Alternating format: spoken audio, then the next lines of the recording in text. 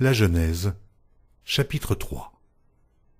Le serpent était le plus rusé de tous les animaux des champs que l'Éternel Dieu avait fait. Il dit à la femme, « Dieu a-t-il réellement dit, « Vous ne mangerez pas de tous les arbres du jardin ?» La femme répondit au serpent, « Nous mangeons du fruit des arbres du jardin. Mais quant au fruit de l'arbre qui est au milieu du jardin, Dieu a dit, « Vous n'en mangerez point et vous n'y toucherez point, de peur que vous ne mouriez. » Alors le serpent dit à la femme, « Vous ne mourrez point. Mais Dieu sait que le jour où vous en mangerez, vos yeux s'ouvriront, et que vous serez comme des dieux, connaissant le bien et le mal. » La femme vit que l'arbre était bon à manger et agréable à la vue, et qu'il était précieux pour ouvrir l'intelligence. Elle prit de son fruit et en mangea.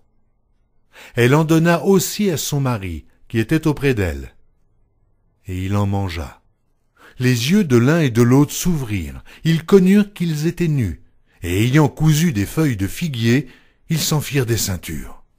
Alors ils entendirent la voix de l'Éternel Dieu qui parcourait le jardin vers le soir, et l'homme et sa femme se cachèrent, loin de la face de l'Éternel Dieu, au milieu des arbres du jardin.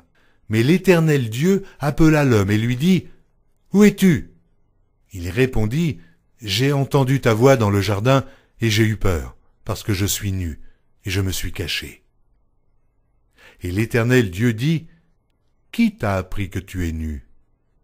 Est-ce que tu as mangé de l'arbre dont je t'avais défendu de manger ?» L'homme répondit, « La femme que tu as mise auprès de moi m'a donné de l'arbre, et j'en ai mangé. » Et l'Éternel Dieu dit à la femme, « Pourquoi tu fais cela ?»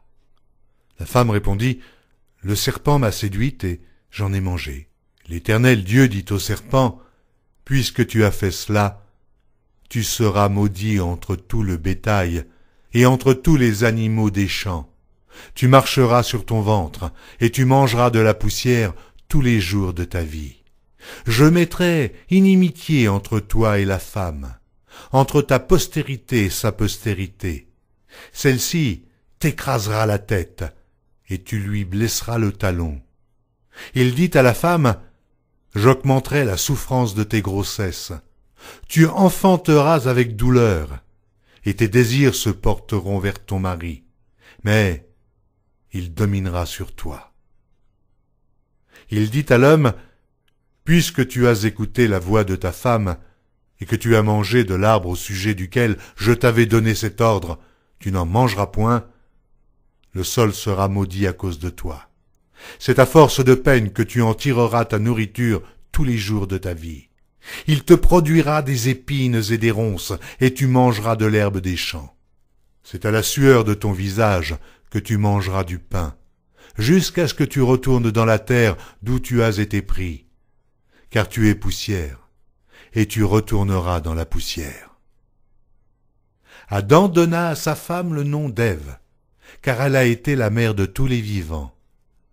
L'Éternel Dieu fit à Adam et à sa femme des habits de peau, et il les en revêtit. L'Éternel Dieu dit, « Voici, l'homme est devenu comme l'un de nous, pour la connaissance du bien et du mal.